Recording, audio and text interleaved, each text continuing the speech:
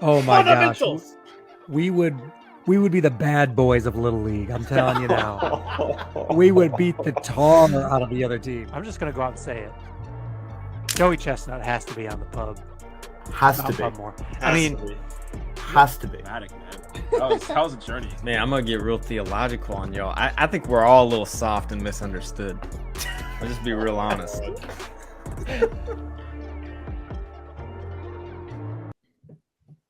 Episode 138, Pub Sports Talk.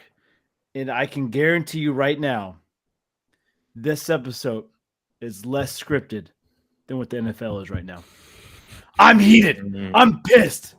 Collusion up and down the league. We'll get to it. But that's where I'm starting at. Listen, I love it. that's all I'm saying for right now. I'm going to have my soapbox. But with me, Dr. Tim Farna in the middle, rocking that sweet tank top Pub Sports Talk edition, baby. Right. Glad to be back. Kiss. Love it. You find any rocks this week, man? Nothing good. I think I sent you a picture. I got a couple of good quartz, but they're just like milky quartz. There's nothing really crazy about them. No Damn. emeralds, no sapphires. Yeah. It's coming. It's coming. And Preacher Man Fitzsimmons getting ready for the great bishops to come over to your school. Bishops are coming. Everyone Sounds like freak a- out.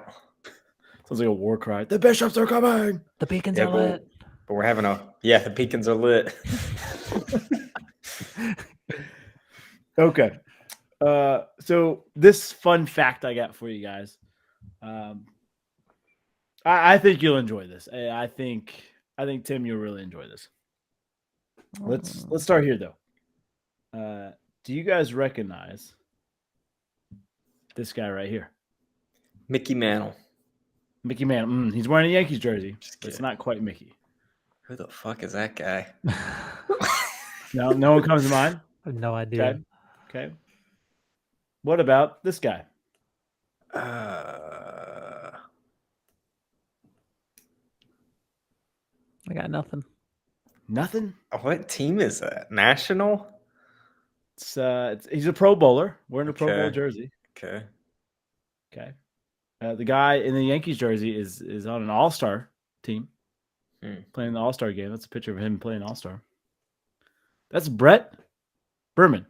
Both of them. Who the fuck is Brett Berman? I'll tell you who. He's a Detroit businessman who Detroit's hosting the All-Star game back in the 70s and decides, hey, I bet I can get on the court and I bet I can get in there for the warm-ups. So he goes down, gets to the players' locker room, changes to a Kansas City Royals jersey. That's how far back we're going. Gets in the layup line and starts doing layups with the All-Star team down there. Quickly escort off the court. But we don't do them like we do now. Brett is actually like a celebrity at that point, and he decides he's got a hookup for all the media credential badges. And so he gets media credentials for all-star events, goes in there, changes out his reporting clothes, and puts on game uniforms, like the Yankee uniform for the All-Star game, like the National League Pro Bowl uniform for the Pro Bowl he's playing in. He did this throughout. He even got a David Letterman interview during the height of all this. The dude was like, he was an ump for the World Series. I forgot to mention that. He was a Dallas Cowboy cheerleader with like the blonde wig, the outfit, and everything. What? This guy might be the biggest fraud, or in my eyes, I think he's a genius to be able to do this and like rub elbows with all stars. And like, yeah, it's short lived, but I think this guy's a genius, absolute genius. What do you guys think? This is awesome. Like, it's all, it's all good fun, which is like, I can see how like nowadays, if someone like was trying to replicate this, it would be shut down immediately. Right. But it's interesting back then how they kind of like fed into it, and he got interviews, and he got a spotlight. I imagine if someone tried this now, a player would just deck him in the face, just be like, dog, get off. Yeah, what are you doing here? Like, leave. You're not welcome here. This is awesome. I love this. This guy's total genius. When I heard the story, I said, Tim is going to like, damn, I was born too late in life because this is my calling. I'm going back. I need a time machine. Yeah. Fitz, what do you think? Yeah, it's just the Wild West for like media and security. I just feel like there weren't really rules. I'm picturing the Hank Aaron home run where people ran on the field like shaking his hand. It's just like just like a weird time. Yeah, like what else did he do? There needs to be like a movie on this guy. For real, or like a Netflix special. I would watch Netflix, like a Netflix series. Yeah, I would watch that. Who would be the actor to play him? Ooh. The first main, Will Ferrell came to mind. I don't think it would do it justice. I think it's gonna be a little more suave than Will Ferrell, but that was the first one that came to I mind. think it's gotta be serious. Maybe James Franco. Oh, I could see I could see Franco. him pulling it off. Why not just Tim do it? He's pretty much a Franco brother. Yeah, Yeah. sign me up. I'm in. My guys will call your guys, whoever Yeah. you are. Netflix. Yeah, Be on the lookout. Netflix. All right, so this leads to the question: if you could sneak on to any sporting event and be on the sideline and like even do warm-ups, what event you hopping in on?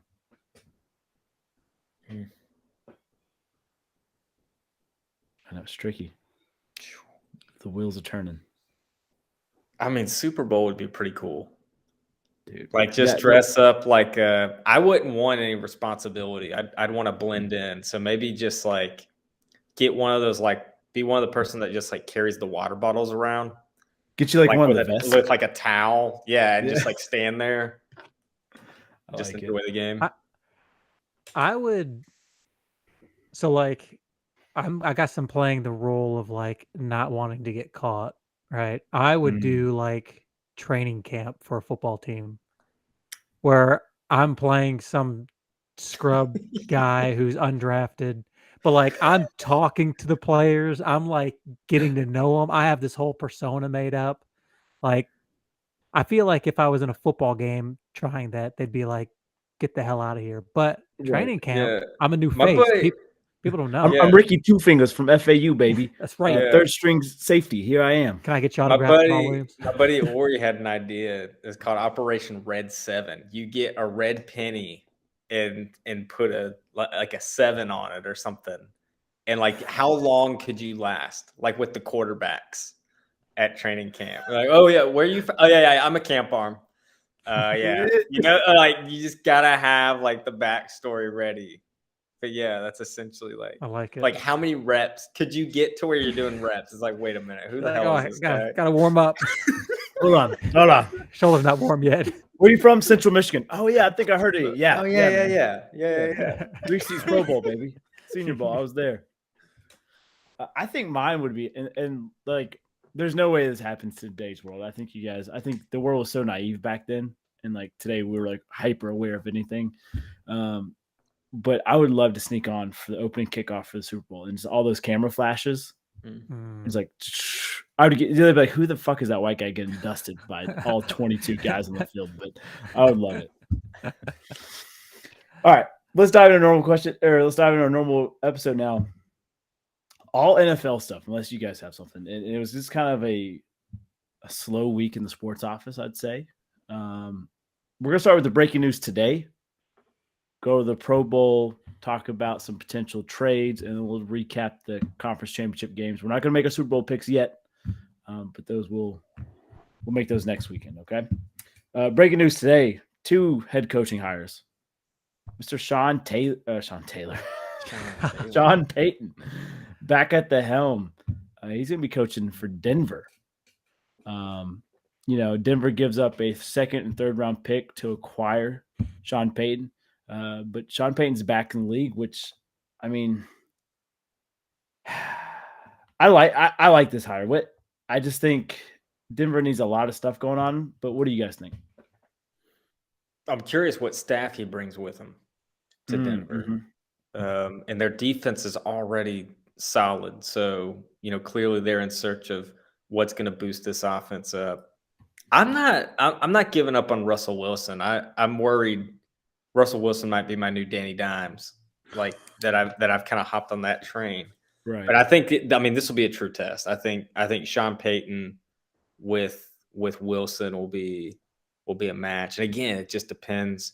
For the longest time he had Joe Lombardi in New Orleans, and he's kind of moved on to better things. So I'm just curious who again, who is his staff? Who's he going to bring in to kind of help boost that team up? Yeah, I like it. Yeah, I'm right with you, Fitz. I don't know. You know, you have the chef, right? And then I don't know if the chef's Sean Payton or if the chef is Russell Wilson. But either way, I hope that there's some sort of, I mean, the media hypes it, we hype it about Russell Wilson kind of isolating himself from the team in some instances. I want him to just be like, look, like you're either in it with the team or like you're going to find out real hard what the bench feels like. I hope he does that. Now, I don't think that'll be the case. I think it's a great hire. So I kind of looked at this at the lens of like when Tepper took over the Panthers. Okay, what did Tepper do? Okay, because at that time he was the hot shot, richest owner, blah blah blah, and you know he kind of started cleaning house, and he was trying. I feel like he was trying to take too many risks, like hiring Matt Rule for a huge contract, taking a risk of trading for Sam Darnold, seeing that experiment. Well, first it was Teddy Two Gloves, right, and then Sam Darnold. Yeah. I feel like I can't remember the name of the people who just bought Denver Broncos, the Walmart family, whatever the hell they are. Right. Yeah. I feel like they're doing the reciprocal of what was, I guess, what Tepper did. They're taking a veteran quarterback, and unfortunately, they took a gamble on the head coach. But now they're not taking any gambles. They're saying, "All right, Sean Payton, tried and true. We know he works. We know at one point Russell Wilson works. This is the best shot." Versus, I feel like Tepper's all over the place. The guy doesn't know what he wants the team to look like. So we'll see. I like it. I think you're right. That's a good comparison. I mean, Sean Payton, obviously he knows how to win, right? He won with Drew Brees and won a Super Bowl and had really huge success in New Orleans. It's him and Russ washed. Like Peyton's been out of the game for a long time. And Wilson just did not look a fifth of the way we thought he would look. I worry that they're like, all right, we're going to depend on these old heads to get us through. And like the Walton Pennant group, the owners of Denver, they're going to be like, this was a mistake. But then again, they hired the new guy and they only gave him one season. So maybe, I don't know. I'm worried it's going to be like the Panthers, though, where they're like, all right, you're out, you're in, you're out, you're in, you're out, you're in. And it's going to be this ebb and flows of Denver for a while. I'm going to call it if that happens, I'm going to call it the Peyton Manning curse. They sold their soul for the devil for that one Super Bowl. Wow. That's it. I'm dubbing it here. Heard it here first on the pub. Yeah. Any other thoughts about Coach Payton? I just looked up. A lot of talks about Vic Fangio for defensive coordinator job. That makes sense for Denver. Wasn't he fired at Denver? That's what he was in Denver for a while. Yeah, he was. Would they bring Hackett back to be OC? That'd be really just funny. bring all the fired people back. McDaniels comes in as special teams coordinator. Just bring them all back. All the fired Denver coaches. Oh man! All right, the other head coaching news: 49ers lose their DC, but Texans get a new head coach.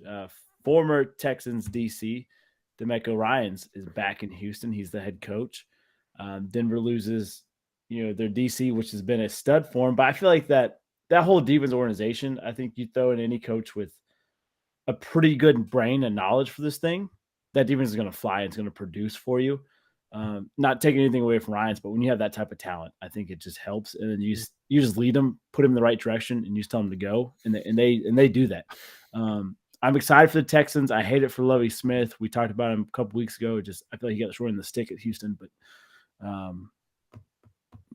I hope Texans find their people. It's kind of like the Panthers we talked about. I feel like it's just a shitty organization right now, and they need some leadership. They need some consistency in there. What's your all's thoughts? Good thing is that division's wide open. And we saw, the Jags have come from the bottom to make a playoff spot and win that division. Titans don't look as strong as they've been. Colts are dead. They're not doing anything. So Texans, they need a lot.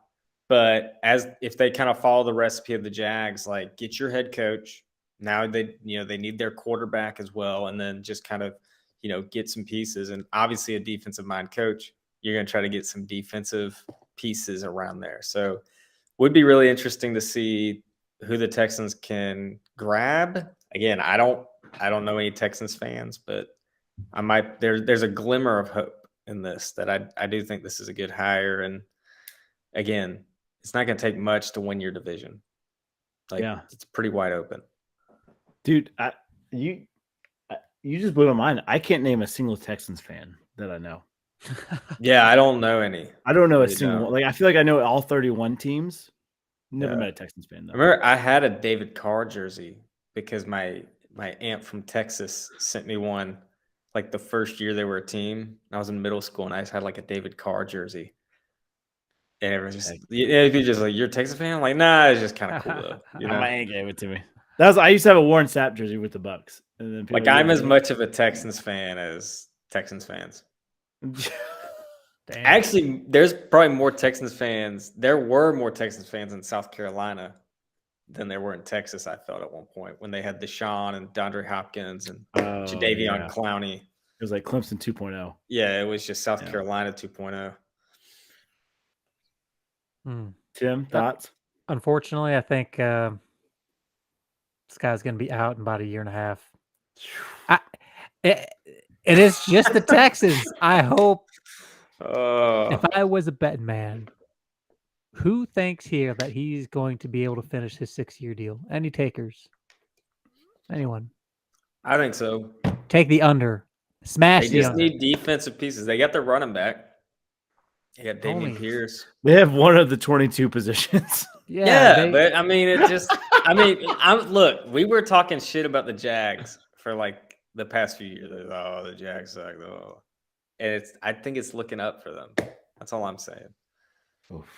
Now, I will say this draft they're sitting pretty. They have the second overall pick. They have the 12th pick in the first round. Then they have a second, 2/3, a 4th, 5th, and 4 6th round picks. Jeez. Damn. I mean, yeah, they could load up on their some time. Talent. Yeah. Well, I hope they do something, but I mean, they should change their uniforms too. Why not? It's just that time. Just rebrand everything. They just need to relocate. I think it's 20 years now. I think it's been 20 years, maybe 21. Yeah, just redo it. They need to be the organization that goes to Germany or London, or just send them, because who likes the Houston Texans? Nobody. Just send them. Here's the London Texans. No, they have to change their name. Yeah. No, you keep the name. You keep it. Oh man. Yeah, I do think they need a new branding. I don't know. It's wild to think Dallas and Houston have a team. I don't know. Weird. Mm-hmm. All right, let's talk about this Pro Bowl. And this is a Pro Bowl that's different. We talked about it before. There's no Pro Bowl game. They have a lot of the mini games going on, like dodgeball and the catch, ultimate catch, and the quarterback competition and stuff. And the game is being played in flag football standards, which is cool. I think it's different. Maybe you get more star power out there because they're less likely to be hurt and that type of stuff. So I'm totally cool with the Pro Bowl. However, the Pro Bowl talent, especially on the AFC side, it's a little rough. Patrick Mahomes is supposed to be a starter. Obviously, he's playing Super Bowl. He can't play. Josh Allen is supposed to be the backup. He's hurt the elbow. Trevor Lawrence has came in. Derek Carr has came in. And then Huntley, the Ravens backup quarterback who threw 2 tutties this season, is in there in the Pro Bowl. It is wild. Joe Burrow is supposed to be in there, but we'll see. It's kind of tough to play in the conference championship game and then go to the Pro Bowl, but we'll see. Just wild to think about that. You have a quarterback that got benched back half of the season and a quarterback that came in and only threw 2 tutties for you, and they're in the Pro Bowl right now. That is wild. Shout out to them for getting paid, though. I'm sure there's an extension in their contract that they get a couple extra 100,000, or who knows how much they get off it. I hope they get paid off it. But I'm gonna bet on the NFC on this flag football game because at least they have the star power for it. What's your all's thoughts? I don't know. Maybe Tyler Huntley is like really good at flag football. No, I don't know. It's just kind of a joke. Just the whole Pro Bowl. It is. Yeah, I don't know how you make it better. I really don't. Yeah, I agree with both you guys. It's not going to be something I watch. I'll catch the highlights on some YouTube channel, but Yeah. I mean, I like the move they're doing. For the players, it makes sense. Take the contact out of it as much as you can. Try to make it a little more lighthearted, but it's still the Pro Bowl. Like, I mean, if I had incentive paid to be there, I'd go. Yeah. But if I have any sort of inkling of an injury, forget about it. So Yeah. I totally agree with you. I think I said this last year. I like when I think it was like, I think the Diggs brothers switched positions at the last year's Pro Bowl. And I was just like, I feel like they need to make that like just all right, if you can't play your position. And I don't know. I don't know if that makes it more injury prone, but I mean if you're playing flag, like screw it at that point. Anybody can play quarterback. Get someone else out there kicking. Like I just think it would just make it different. Because we're not here to watch football at this point. We just want to see some fun, something different. And I don't know. Any way you can do that, I think we're at this point. It's just like, all right, we acknowledge we're not playing football today. So let's just do whatever we can. And I'm looking at both rosters, and I think you could totally do that. Where because besides the quarterback position, I think it's pretty evenly distributed with like talent wise. Like, could you imagine King Henry throwing just an 80-yard bomb to, Stephon Diggs or something like that? Would be dope. Yeah, that would be awesome fun to see. Yeah, I agree. Tim, Jared Goff, he's in the Pro Bowl, by the way. right. Shout out to your boy. Yeah, my boy's finally getting some respect. He had a good season. So I'm not a fan of the Pro Bowl, but shoot, if it gets the Lions on the radar, then I'm all for it. My boy's finally getting some respect. It's not for me because I'm not watching the game. Yeah. Yeah, I'm not watching. Pretty much what you just said. Yeah. Oh, man. I mean, he's the only quarterback in Detroit Lions history other than Matthew Stafford to go to the Pro Bowl. So we'll take it. Hey, fair enough. Well, let's talk about some free agents that are coming up for this year. Some of these guys can be franchise tagged. Some cannot because they're already playing on a franchise tag or because it's in their contract. We're going to start with one guy that we've talked about before. I just want to see if the waters have changed here. It's not Aaron Rodgers, so don't worry, Fitz. We'll save that for another time, another week. Give you some more time to digest and see what breaks down. Okay? But, Devin, we're starting with your team here. I wish RIP. Lamar Jackson. 63.7% completion rating in his career, 12,209 yards, 101 tutties, two-time Pro Bowler, 2019 MVP. He's not happy in Baltimore. At least I don't think. It doesn't look like he's happy. He could be franchise tagging the next month, or he could leave as an unrestricted free agent. Wild time in Baltimore, because I think you franchise tag him, you definitely say, this is 1 year and we get 1 year with him, and that's it, because he's going to be pissed if he gets franchise tagged. What's your all's takes? Where do you think Lamar is going? Or do they salvage this relationship and make him a mega contract? It's hard. I don't know. It's so weird because, everything, at least I've heard through the siphon of sports media, is that, Baltimore was trying to get him signed this year. And he was like, nah, I want Deshaun Watson contract. I want it guaranteed. Yeah. I don't know any team that's going to do that. I wouldn't want my team to do that. I mean, Lamar Jackson's great. Parker, perfect example. You texted me the other day and was like, hey, how would you feel if Lamar went to the Lions? I said, hell no. We couldn't afford him. And we would decimate the rest of our roster because no team can afford that kind of contract. And if they do it, they're dumb, like the Browns. So I don't know, man. Maybe he's going to get tagged, and I think this is going to get uglier. I think, we're going to see some dumb stuff on Twitter. I think he might start sitting out. I think this is going to get nastier before there's some resolution. I think so too, and it's wild. I think if you'd rewind the clock 2 years ago, we'd be like, man, Baltimore has found their guy for the next 12 years. Like he's there and he's locked in. Like give him the bag. And I feel like these last 2 years, it's kind of unraveled in front of his eyes because of injuries and other things. But Fitz, what's your takes? It's weird. I would think you do pay him, but also I think the exception to paying quarterbacks, I just feel like outside of Mahomes, teams that pay quarterbacks do just shoot them in the foot. Like I mean, Packers are a great example of that. But I think you just look at other teams. Kyler was one that stands out. Is like imagine if the Ravens do what the Cardinals did with Kyler Murray. All right, this is our guy. We're going to throw money at him, and now he's actually not. You know, he was kind of borderline, and now we've thrown all this money, and now how are we going to build the team? You're right. So it is weird, and I can't say, like, my heart tells me you should just pay Lamar because this guy has, you know, he has made you guys competitors.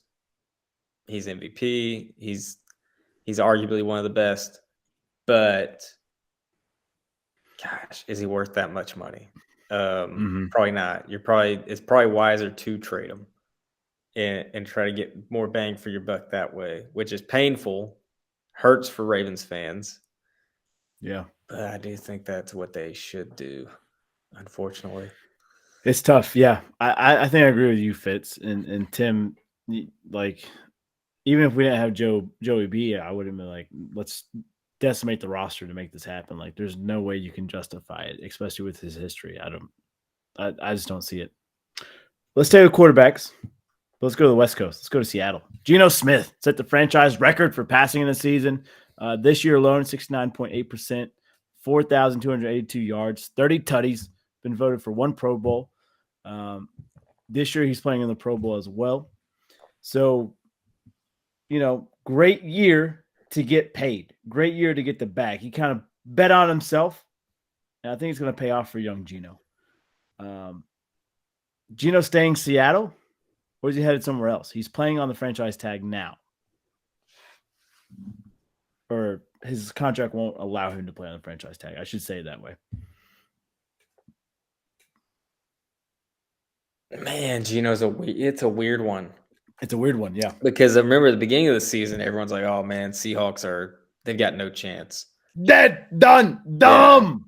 Yeah. And they made the playoffs, you know, by the skin of their teeth. Thank you, Detroit, it looked a lot better than Russ. Fuck you, birds. But yeah, I don't know. Geno doesn't strike me as the guy that's going to be the starter.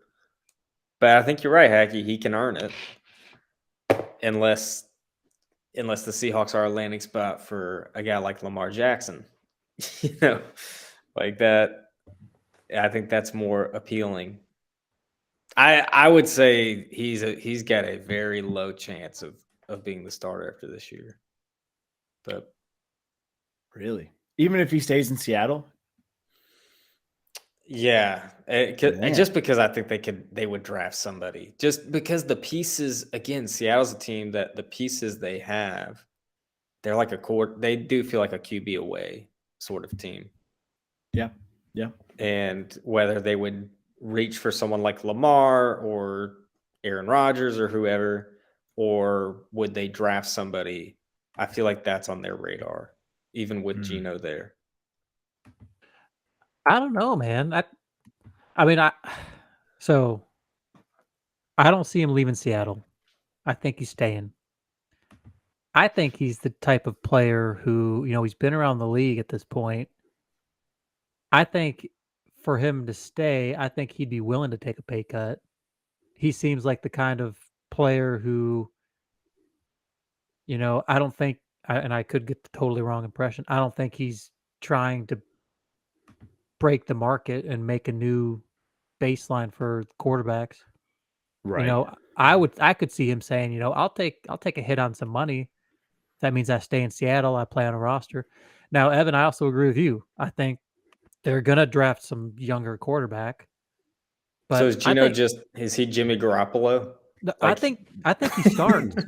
He had Like 30 touchdowns and 11 interceptions last year, and he gave him a playoff shot.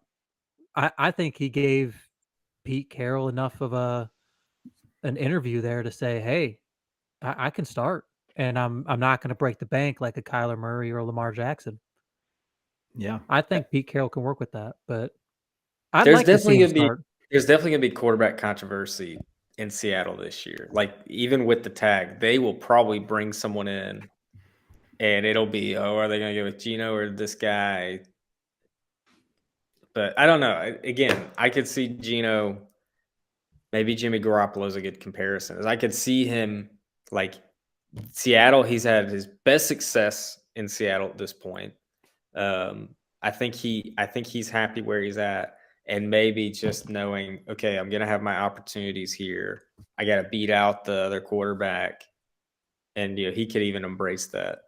I don't know. Yeah, Gino's he's weird. I don't know if he'll ever be the guy,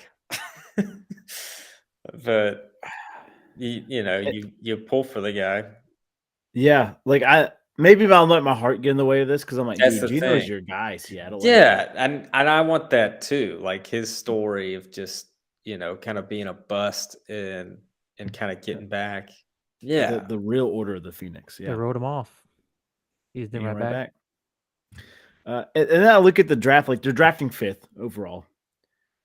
And you look at the quarterbacks, like, yeah, you have a guy like CJ Stroud at Ohio State, Bryce Young from Alabama, but I don't know if they're complete and like ready to start NFL week 1.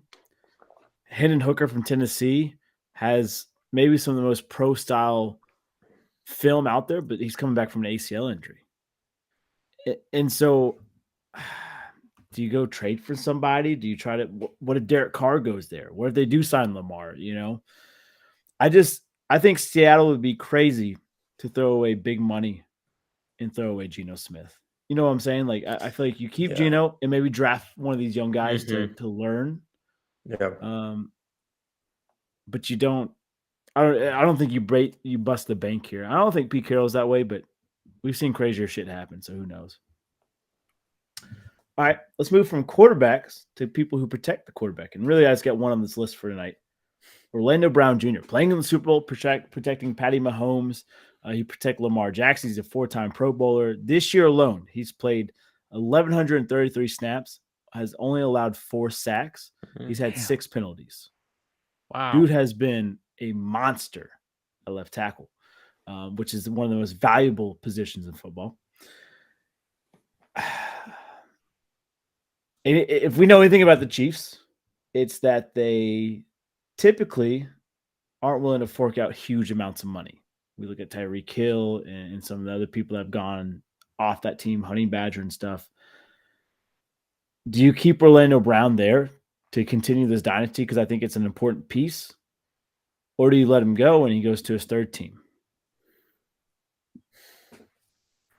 Because I think this is the guy that's going to break the bank for left tackles.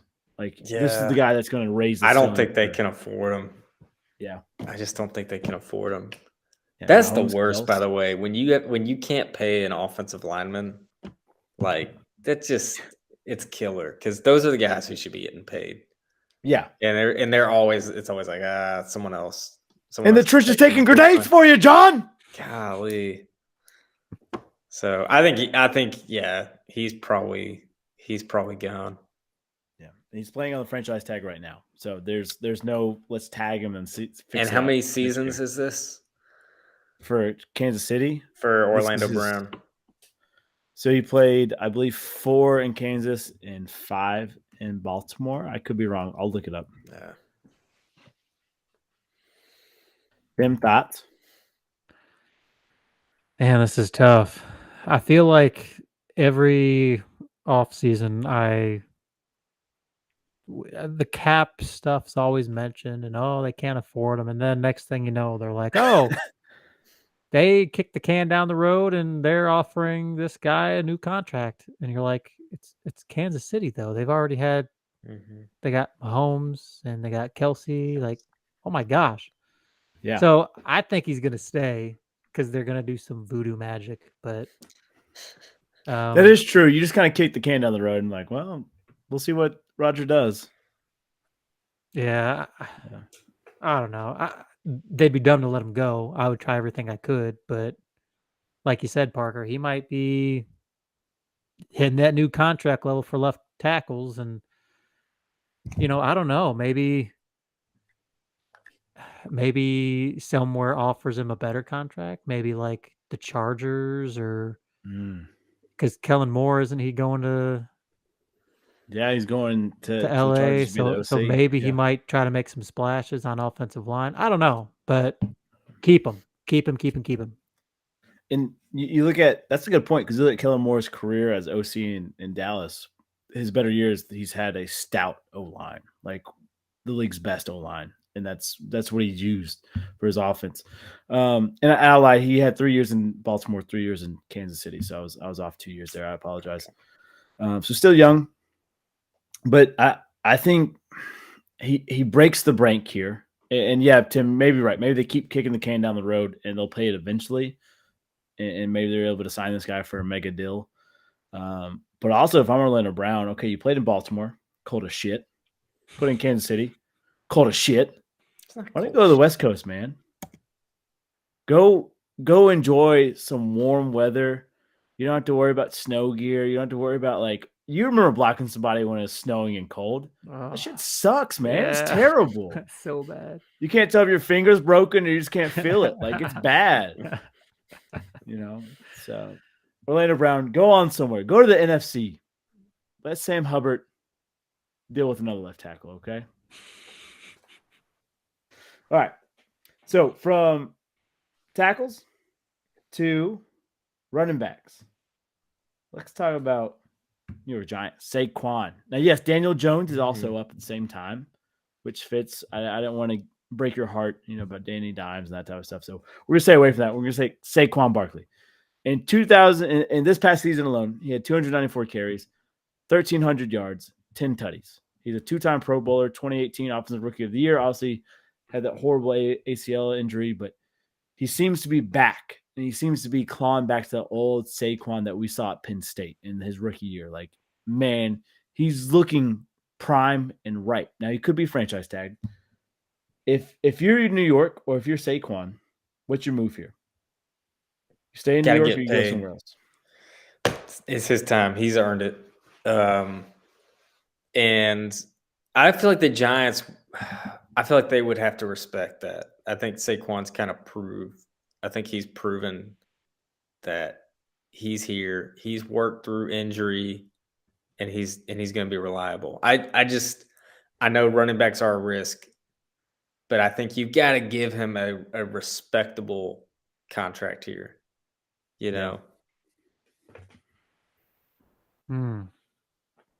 it's tough. It's like, at the beginning of the season, we all kind of said, like, this is kind of Saquon's year. Like, he's got to show out, and I think he's certainly progressed.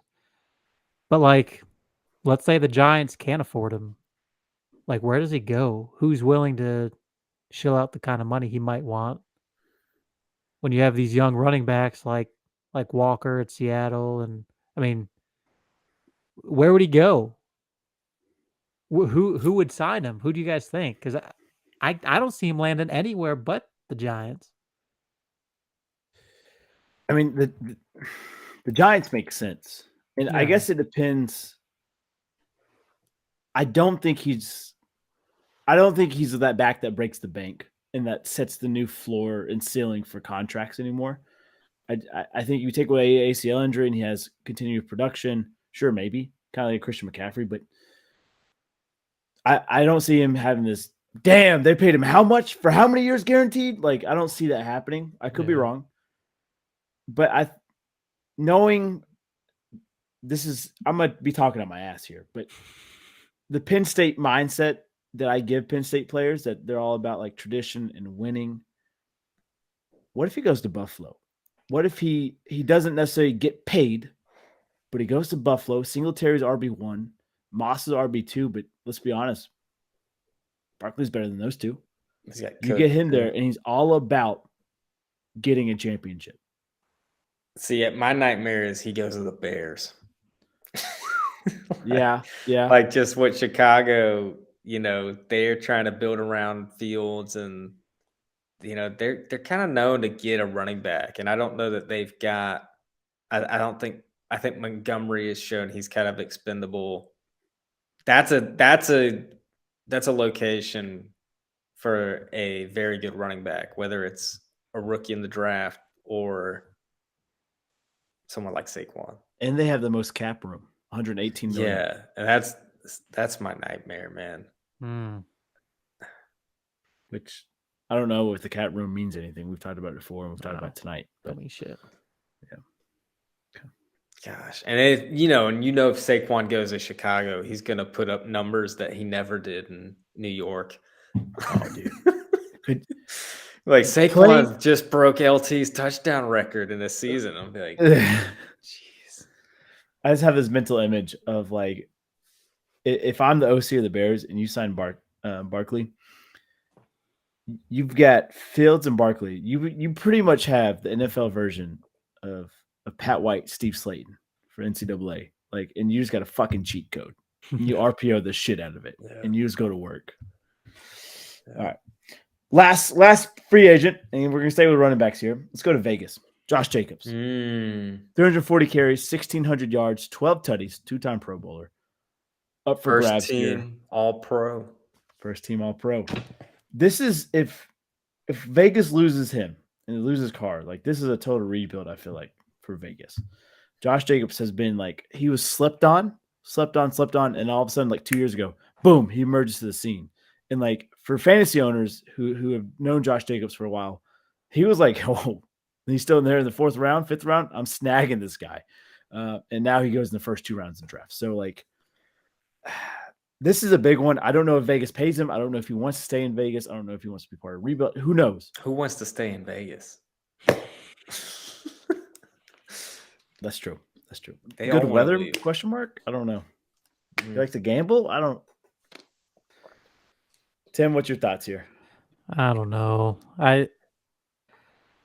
As tradition for Belichick disciples, I'm trying to think of like who they traditionally pay out and who they don't. And I feel like running backs aren't a position that they will put big money on. So I don't know. I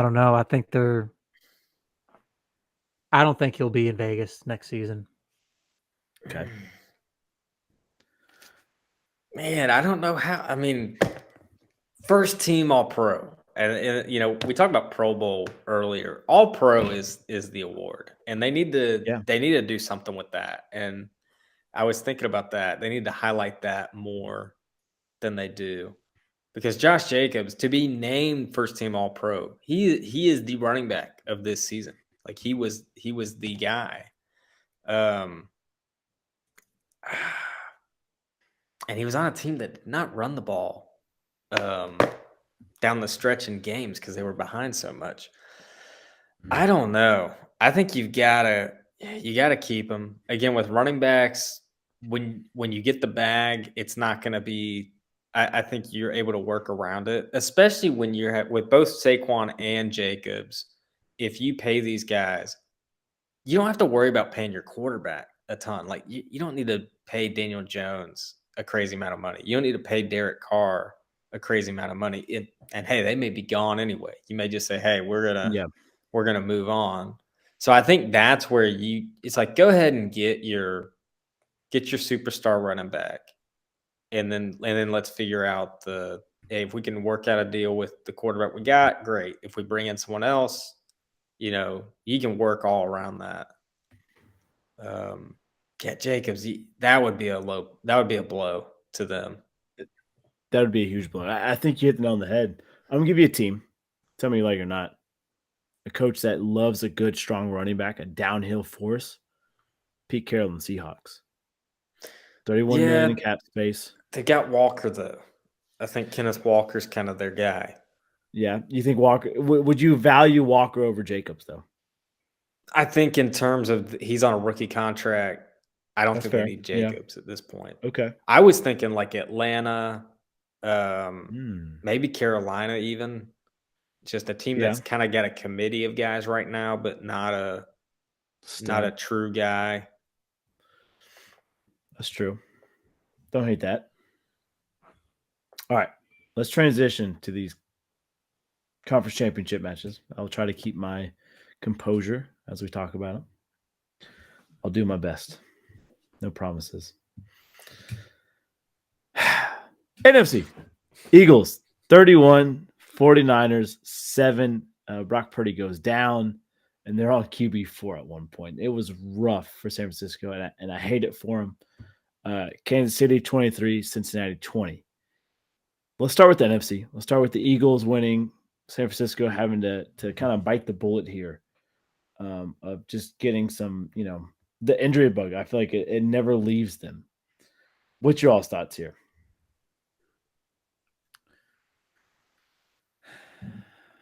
They literally ran out of quarterbacks. I mean, they could no longer call pass plays in their playbook. It reminded me of when I was playing Wii Madden with somebody's once, and we were playing 2v1, and I didn't even have a control. I had like some kind of weird stick thing, but I couldn't throw the ball. Like I could only like run it. And I was like, this is crazy. Like it was like a throwback to it. I was like, what do you do as a play caller? How do you get back in it?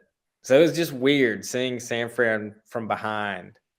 And they were literally like, all right, we're just going to do some Debo sweeps. And, hey, let's get Kittle in on a handoff. It was just like, what is this? Like, they just couldn't pass the ball. I haven't seen anything like that. Yeah. So, yeah, I don't know. I think from the outside eye, it's easy to look at Philly and just go, oh, man, they've been so dominant this playoffs. Kansas City has played some really good teams here. Back-to-back weeks. They played, just two teams that we were talking about could be in the Super Bowl, and Chiefs maybe a little under the radar this postseason. But I don't know. Eagles look dominant again, but just curious to see how they'll handle a force like Kansas City. Yeah. I mean, hindsight, 2020, but I don't know. I feel like, so I'm trying to think. All right, they signed Josh Johnson, so they have 2 playable quarterbacks, and they have 2 quarterbacks on IR. So, like, knowing what we know now, would you guys say, because that's going to be all offseason is, oh, who are the 49ers going with? At that point, would you consider, okay, let's just cut one of these quarterbacks and sign a third quarterback just in case? Well, I know Jimmy G's a free agent. Shit. And so he's gone, right? You'd assume. So now you got Trey Lance, rookie contract, Brock Purdy, rookie contract. Brock Purdy in a very low budget rookie contract. Yeah, I don't know. Oh gosh, I'm turning. San Francisco doesn't like you talking shit. Yeah, I think they could have signed someone maybe, or I mean, I know you don't want to have your cap taken up by 3 quarterbacks, and 2 of which you just signed and aren't the best, but like, if that means you get a chance at the Super Bowl, do you do it? Oh my gosh. I just think they were just, I don't know. I'm guessing they were just like, Purdy's our guy. He's going to get us there or not. And it's just something you can't imagine. You just can't imagine I don't know. Yeah, because I think if he doesn't go down, then you have the controversial Devontae Smith catch, no catch. You've got the fumble, no fumble. Like, if those 3 things don't happen, I think that game's a lot closer. Yeah. I think now we're talking Purdy's like, oh, Purdy got his job. Like, he solidified his job, but he gets hurt. They get blown out. And now we're like, well, who do you go with? I think it kind of changed the script. Winners and losers of this game. The biggest loser, the Bosa family. No rushes, no sacks, no hits on Jalen Hurts, and then Big Brother gets roasted by the Philly fans, like nonstop pregame tailgate all the way into the stadium, has a suite, and the Philly fans are just talking shit, relentless shit to Bosa, like just letting him have it as he drinks his Bud Light seltzer, cherry hard seltzer. Like rough look for the Bosa family this weekend. Any winner or losers for you guys for the NFC Championship? The real losers are Philly fans. Always. The Philly mayor said he's on his last term and he's on his way out, and he's willing to pay whatever the fans want for this parade. Philly might not ever recover from this. Yeah, oh gosh, that is not good. Yo, Philly wins. We might have to go make a road trip, boys. Man. I'll go for a parade. Oh, man. All right, let's switch gears. Let's start the AFC Championship. I preluded to my thoughts. I hate blaming refs. I hate blaming officials. And I used to think pro sports were like, no, people are fucking crazy when they say it's scripted. I don't know how you justify a 3rd and 9 repeat twice. I don't know how you justify some of those calls. The late hit out of bounds, that's justified. I get it. But you ignore the same hold on the same play. You ignore the same intentional grounding for Mahomes compared to Burrow. Like, there's a lot of glaring issues. And obviously, Twitter and that type of stuff can go crazy, conspiracy theories. But I was really dumbfounded by this game and officiating crew. Like, I want answers. And I hate blaming refs. And my hat's off to Kansas City because the Bengals did have chances. But I honestly felt like we're playing 11 versus 13 out there at times where like it just didn't something just did not seem right and didn't feel right for me. And maybe I'm biased. Maybe I'm, that Cincinnati, I can only look at it one-sided, but I don't know. What's your all thoughts? You guys are neutral parties. The 3rd and 9 was crazy because they stopped it the first time. Was it because they needed to put time on the clock at that point? Yeah. Mm-hmm.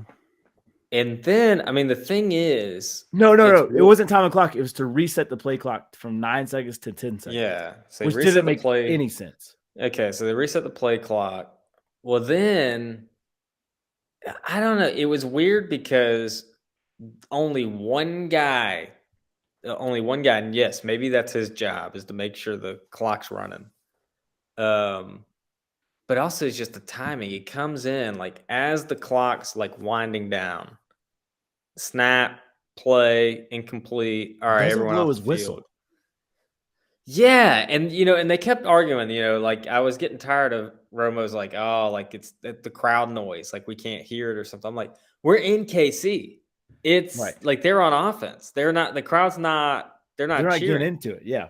Yeah. So and no one reacts to the ref. Like not even the safety next to him in the corner in the wideout. Everybody still goes 100 miles per hour. Like, because there's clearly no whistle.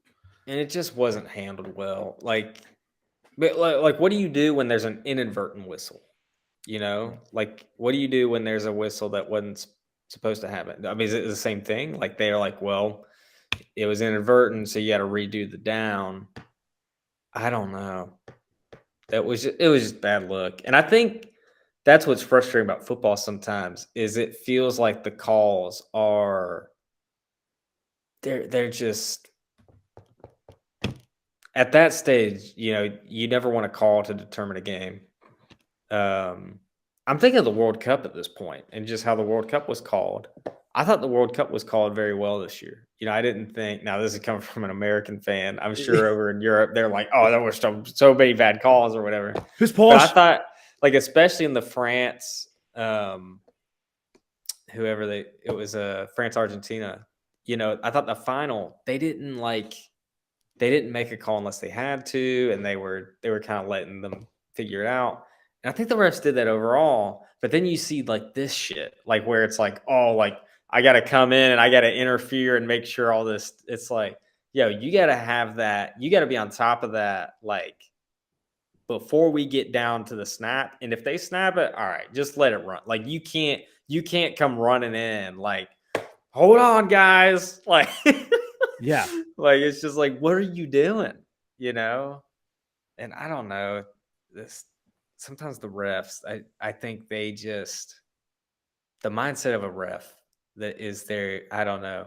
Sometimes it's not that they get giddy about making a call, but they just do too much sometimes. They should never make or break a game. No. Ever. Yeah. Tim, thoughts? First of all, I'm sorry, Parker.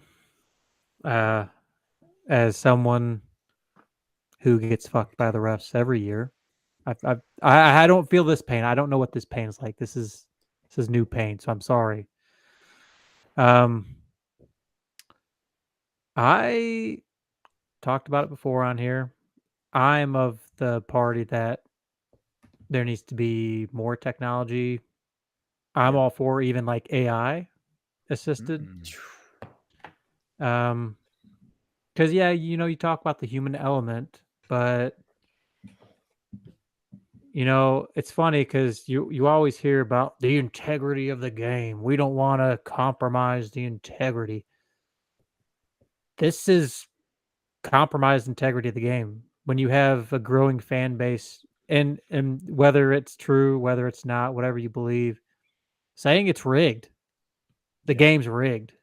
Like, I think it's going to get to the point where the NFL has to do something. And I'm not saying ditch all the human element and put robots in there, but for like clock management, what fucking pisses me off is delay of games. Holy shit. Yeah. I am so tired of seeing the clock. All right, 0, -1, -2. Oh, they snapped the ball. Oh, it's a good play. I am so sick of that. Yeah. Have some sort of robot going, and as soon as it hits 0, make a loud ass noise, and okay, that's 5 yards. Start it again. Yeah. It's things like that I think they can improve on. Yeah. We have a shot clock for basketball. We can't get one for Yes, NFL. Right. Yes, please. I'm tired of listening to Romo saying, well, Yes. once they see the clock, they have to look at the ball. And if the ball's not left the center's hands, then they can throw the flag. It's like, Yo, he said that shit 3 times. There's I a don't 1 care. second delay.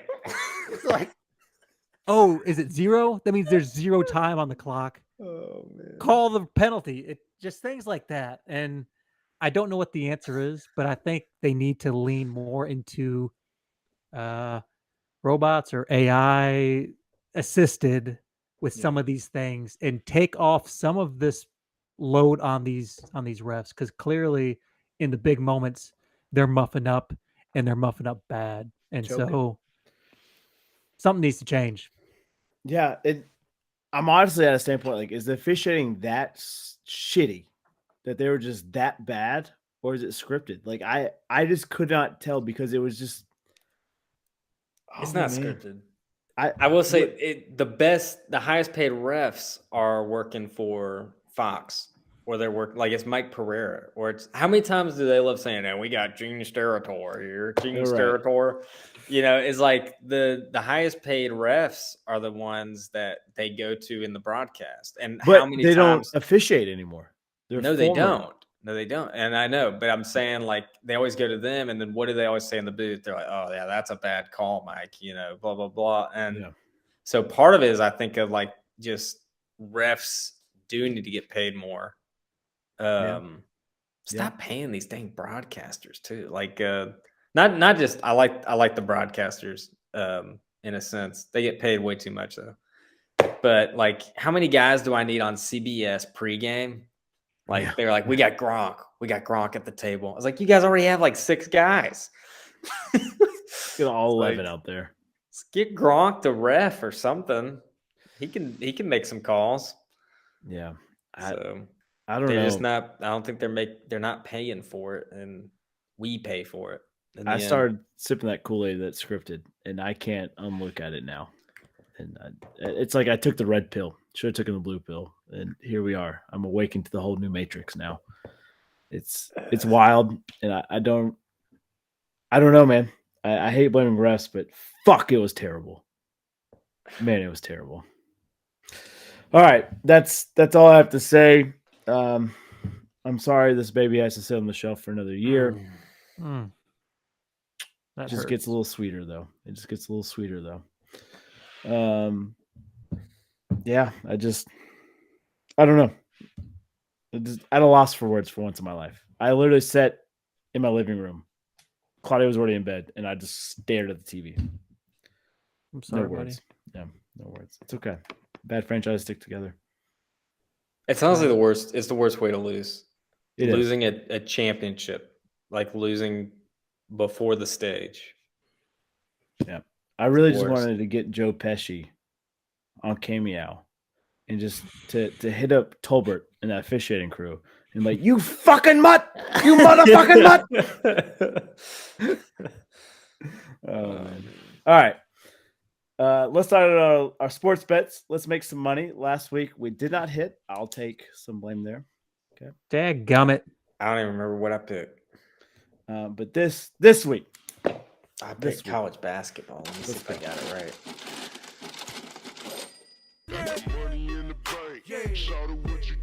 all right, big money to be had here. We need money. Let's make some money here. What do we got? We can do Saturday, Sunday, Friday. We could do NFL, NHL, not NFL, NHL, NCAA basketball, NBA, whatever you guys want. I'm going to go NHL. I just don't know which one yet. I've been pretty hot on these picks, so I just looked. I took Oklahoma over Bama last week. They won 93-69. oh god, Oklahoma over number Killed 'em. 4 Alabama. Come on, Killed them. get at me. oh lord. All right, I gotta stick with college hoops. Tim, you make the call for NHL. Well, I'm looking at the schedule. Mm. This is not good because there's no game scheduled for Thursday, Friday, Saturday. What's happening? Is it? It's not All-Star Week. There's I no don't. way, I right? thought it's too early for it. Maybe it's not. Did we miss All-Star Week? No, it can't be. Dude, yeah. It's All-Star. Wow. Whoa, we should be fired. I'm done. I'll start for what? Terrible podcast. NHL. I don't watch that. I don't know what I'm gonna pick. Tim's scrambling. Oh gosh. All right, you ready for your college hoops upset? Give it to us. Number 1 Purdue is losing to number 21 Indiana at Indiana on Saturday. We're taking the Hoosiers. Bob Knight would be proud somewhere. Hmm. All right. Purdue, Saturday, money line. If I get this shit Dang right, it. I'm like I don't know what to do because I feel like I've Taking just your been ass on to fire. Vegas. Knock on wood. Oh. All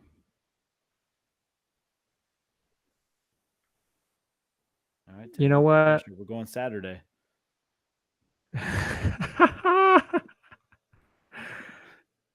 That's not a good pick. I'm just not going to pick that one. Oh, this is not good, guys. I'm going NBA, but it's not going to be a good pick. I can already tell you. Do it. I don't even know who's good. Go with it. Listen to your heart. Is that right? Listen Because to this your heart. one's a bad pick. There's no such thing as bad picks. All right, I'm taking the Pistons over the Suns on Oh, Saturday. shit. That's a terrible pick. No, that's a bad pick. Let's do it. Man. Let's do it. Let's make some money. Pistons, money line. Saturday, right? Gosh. 13-39 Pistons. Money in the upsetting bank. 27-25. Shorty, what you I drive? don't like that. Let's go, dude. This is the week of the underdogs. I don't have anything else to Oh. pick. Let the dogs eat, baby. Let's go. Jeez. In the spirit of underdogs. Fitz is taking a huge upset with Indiana. You're taking It's a huge not a upset crazy with the Pistons. upset because Purdue, they lost to Rutgers by 1 like a month ago. Oh, man.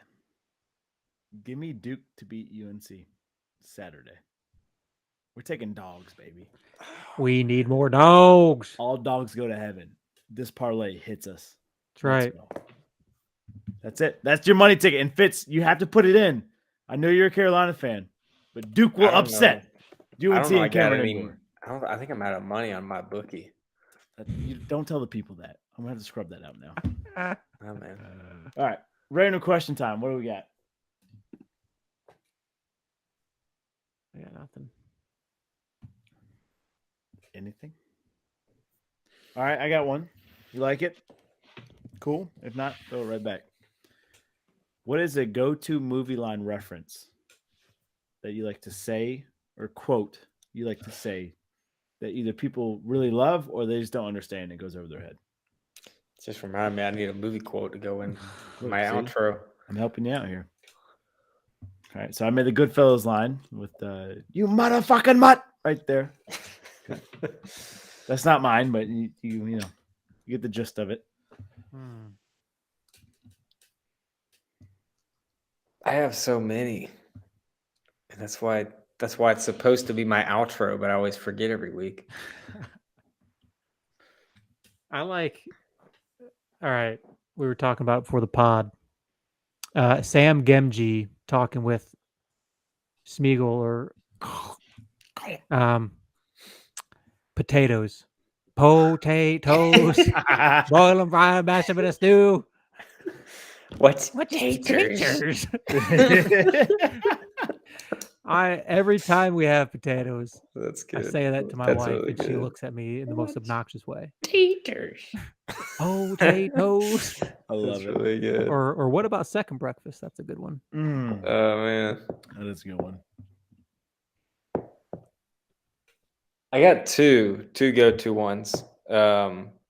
One I like from 50 First Dates. Hey, no flippies off the dock. I like that one. Yeah. That's good for lake trips. Or just whenever you're in the pool with people. Hey, no flippies off the dock. I think my favorite is it's obscure, which is why I probably like it better. It's from The Legend of Bagger Vance, Matt Damon, golf movie. Movie kind of sucks. The book's really good. But in the movie, he says, hell, there ain't enough whiskey in the state of Georgia to get me drunk enough. I like saying that. Oh, That's good. That's good when we're going out. I like it. And he goes, how drunk is drunk enough, Captain June? I go, why don't you sit down, Hard? I'll tell you how drunk enough is. And he has like a whole monologue. It's great. I love it. I think mine's got to be, hell, I was high when I said that. You can be second, you can be third. Hell, you could be fourth, Ricky. I do love saying that. Oh, man. Or, King Kong ain't got shit on me. Either way, I like, but both very hey. quotable. Yeah. Good episode, boys. I know it was heavy football. Sorry for your international listeners, Matt. RIP to you. R.I.P. Your beautiful red coats. But Pick'em's champs. Yeah. Pick'em update. Everything stayed the same. I think Fitz actually got a game on it because you picked the Chiefs or the Bengals, though. So now instead of being down 3 games, he's down 2 games. I'm down 1 game. Tim's in the lead. Tim, you're looking at me. Did I mess up my math? No, I'm trying to remember Fitz's picks. Yeah, Fitz, you picked. He picked Kansas City to beat Bengals. I took the Niners. You took the Niners, right? He took the Niners.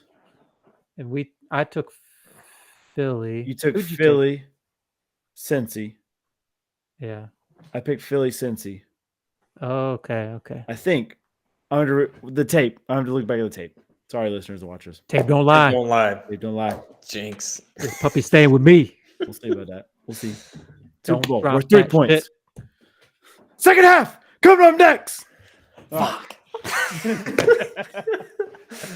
All right, we'll catch you guys next Tuesday. Have a beautiful week and spread some good vibes. Bye. Dukes, what do you do? Nothing right now. Lay it low. Oh my gosh. we would be the Fundamental. bad boys of Little League. I'm telling you now. Oh, there's Changes Matt. up. We would There's beat Matt. the I miss tar Matt. out of the other team. I'm just gonna go That's out what and it say looks it was like. Matt. Oh, there's Devin. Look at Devin! Oh my gosh, Has Devin's to be. alive. I mean- oh. Oh my Has to gosh. be. And Jay Gray. We hadn't had How's Jay the Gray in journey? forever. Man, I'm gonna get real Mm. theological on y'all. I think we're all a little soft and misunderstood.